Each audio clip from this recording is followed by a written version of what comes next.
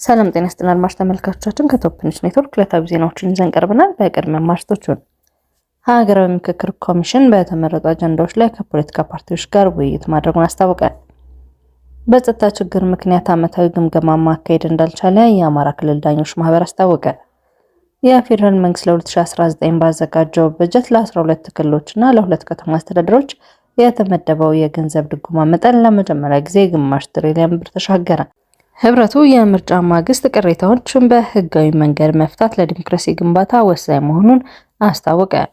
የሱዳን ሰራዊት በኢትዮጵያ ድንበር አቅራቢያ የምትገኘው ኩርሙክ ከተማ ለማስመለስ የተጠናከረ የድሮን ጥቃት ከፈተ።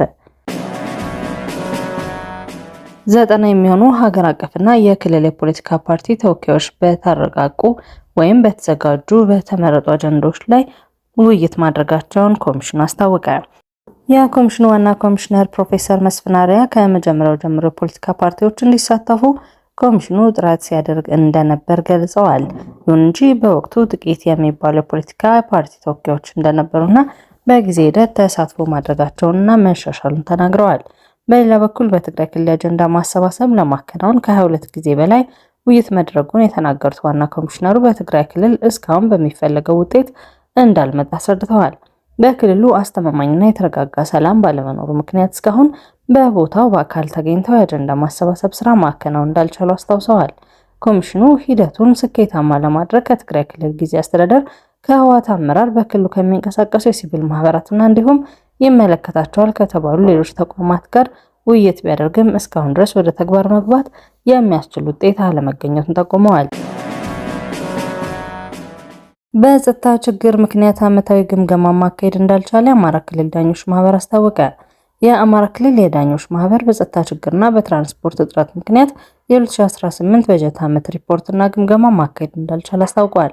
እንደ ማህበሩ ገለጻ በክልሉ ያለው የጸጥታ ሁኔታ አስተማማኝ ባለመሆኑ አባላቱ ከ14ቱም ዞኖች ሰብስቦ በዋና ጽሕፈት ቤት ባህር ዳር ከተማ ማገናኘት አልተቻለም። የማህበሩ ፕሬዝዳንት አቶ ብርሃኑ አሰፋ የማህበሩ የ6 እና የ9 ወራት የስራ አፈጻጸም ሪፖርቶች እስካሁን አልተገመገሙም ሲሉ ተናግረዋል። ማህበሩ የዘንድሮ በጀት ዓመት የስራ እንቅስቃሴ ያለመገምገሙ በአባላቱ ላይ የደረሰ ጉዳት መኖሩ አለመኖሩን እንዳይረዳ እንቅፋት ሆኖበታልም ብሏል። በቀጣይ በክልሉ የሚኖረው የጸጥታ ሁኔታ በመመልከት አስቻይ ሁኔታ ከተፈጠረ በ2019 በጀት ዓመት መስከረም የአፈጻጸም ሪፖርት ለማቅረብና አጠቃላይ ግምገማ ለማካሄድ እቅድ መያዙን የማህበሩ ፕሬዝዳንት አቶ ብርሃኑ ገልጸዋል። ማህበሩ የአባላቱን ደህንነት ለማስጠበቅ ገለልተኛ በሆነና ህጋዊ አሰራርን በተከተለ መንገድ ለመስራት እየጣረ እንደሆነ ኃላፊ አስረድተዋል። የፌደራል መንግስት ለ2019 ባዘጋጀው በጀት ለ12 ክልሎችና ለ2 ከተማ አስተዳደሮች የተመደበው የገንዘብ ድጎማ መጠን ለመጀመሪያ ጊዜ ግማሽ ትሪሊዮን ብር ተሻገረ። በዚህ የገንዘብ ድጋፍ ውስጥ ባለፈው ዓመት ከድጎማ ዝርዝር ውጪ ተደርጎ የነበረ አዲስ አበባ ከተማ አስተዳደር ተመልሶ የተካተተ ሲሆን የተመደበለት የገንዘብ መጠን ግን ሩብ ቢሊዮን ብር እንኳን የማይሞላ ሆኗል። የአዲስ አበባ ከተማ አስተዳደር በ2019 በጀት ዓመት የተመደበለት የገንዘብ ድጋፍ መጠን 74.53 ሚሊዮን ብር ብቻ መሆኑን ለፓርላማ አባላት ከተሰራጨው በጀት ላይ ተረድተናል። የከተማ አስተዳደሩ በ2017 ከፌደራል መንግስት የተመደበለት ድጎማ 5.45 ቢሊዮን ብር ነበር። በ2016 በጀት ዓመት ለአዲስ አበባ ከተማ አስተዳደር ተመድቦ የነበረው የገንዘብ መጠንም እንዲሁ 5 ቢሊዮን ብር የተሻገረ ነበር። በዚህ ዓመት ለከተማ አስተዳደሩ የተበጀተው በጀት 5.25 ቢሊዮን ብር እንደነበር የወቅቱ የበጀት ሰነድ ያሳያል። ለመጪው በጀት ዓመት ከተያዘው የክልል ድጋፎች ውስጥ ከፍተኛ መጠን የተመደበው ለኦሮሚያ ክልል ሲሆን አማራና ሶማሌ ክልሎች በሚያገኙት የድጎማ መጠን በሁለተኛና በሶስተኛ ደረጃ ተቀምጠዋል። የኢትዮጵያ ሲቪል ማህበራት ድርጅት ህብረት ለምርጫ በምርጫ ማግስት የሚነሱ ቅሬታዎች በህጋዊ መንገድ መፍታት ለዲሞክራሲ ግንባታ ወሳኝ መሆኑን አስታወቀ። የአንዱ ምርጫ ማብቂያ ለቀጣዩ ምርጫ መጀመሪያ ነው ያለው ህብረቱ የፖለቲካ ኃይሎች የምርጫ ውጤቶችን በሰከነ መንፈስና በጸጋ ሊቀበሉት እንደሚገባ አሳስቧል። የህብረቱ ፕሮግራም ኃላፊ እዩኤል ዘላለም የፖለቲካ ፓርቲዎች ሆኑ ሲቪል ማህበራት ያለፈውን ምርጫ ጥንካሬና ድክመት በአግባቡ በመገምገም አባላትና ደጋፊዎቻቸውን በማወያየት የዲሞክራሲ ምርጫ ልምምድን የማዳበር እንቅስቃሴ ከወዲሁ መጀመር አለባቸው ብለዋል።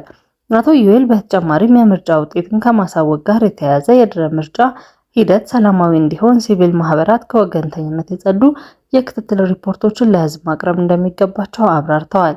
ስህተቶችና ጉድለቶች አጋጥመው ብሎ የሚያምን ወገን ለኢትዮጵያ ብሔራዊ ምርጫ ቦርድ ወይም ለመደበኛው ፍርድ ቤት በማቅረብ ህጋዊና ሰላማዊ መንገዶችን መምረጥ እንዳለባቸው ተገልጿል። የሱዳን ሰራዊት በስትራቴጂካዊቷ ብሉ ናይል ግዛት የድንበር ከተማ በሆነችው ኩርሙክ ላይ የድሮን ጥቃቶች መጠናከራቸውን ሱዳን ትሪቡን ዘገበ። ይህ ወታደራዊ ዘመቻ የተከፈተው ከተማዋን ተቆጣጥሮ ከሚገኘው የፈጣን ድጋፍ ኃይልና ከሱዳን ህዝብ ነጻነት ንቅናቄ ሰሜን ጥምረት ዳግም ለማስመለስ መሆኑ ተገልጿል። በሱዳን ትሪቡን የወታደራዊ ምንጮችን ዋቢ አድርጎ እንደዘገበው የሱዳን ጦር በዚህ ሳምንት ውስጥ ብቻ በኩርሙክ ከተማና በዙሪያዋ መሽገው በሚገኙት የፈጣን ድጋፍ ኃይልና ኤስፒኤልኤም ታጣቂዎች የመከላከያ ይዞታዎች ላይ ሁለተኛ የድሮን ጥቃት ሰንዝረዋል። ይህችም በኢትዮጵያ ድንበር አቅራቢያ የምትገኘውን ከተማ ካለፈው መጋቢት ወር ጀምሮ በእነዚህ ጥምር ኃይሎች ቁጥጥር ስር መቆየቷ ይታወሳል።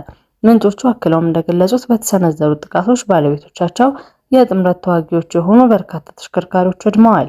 እንደ ዘገባው ገለጻ በሱዳን የእርስ በርስ ጦርነት ውስጥ አዲስ የውጊያ ግንባር ካለፈው የካቲት ወር ጀምሮ በብሉ ናይል ግዛት ውስጥ ንቁ ሆኖ የቀጠለ ሲሆን የሱዳን መደበኛ ጦር ኃይሎች ኩርሙክን ለመቆጣጠር ከፍተኛ ጥረት በማድረግ ላይ ናቸው።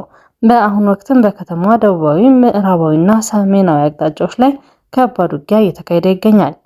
የሱዳን ትሪቡን አክሎ እንደዘገበው እነዚህ የተቀሰቀሱ ግጭቶች በ10 ሺህ የሚቆጠሩ ሰላማዊ ዜጎችን ያፈናቀሉ ሲሆን አብዛኞቹ ተፈናቃዮች የብሉ ናይል ግዛት ዋና ከተማ ወደ ሆነችው ኤዳማዚን ከተማ በሚገኙ መጠለያ ጣቢያዎች ተሰደዋል። አድማጭ ተመልካቾቻችን ከቶፕ ኒውስ ኔትወርክ ላይ ያዝናቸው ዜናዎች እነዚህ ነበሩ። መልካም ቆይታ።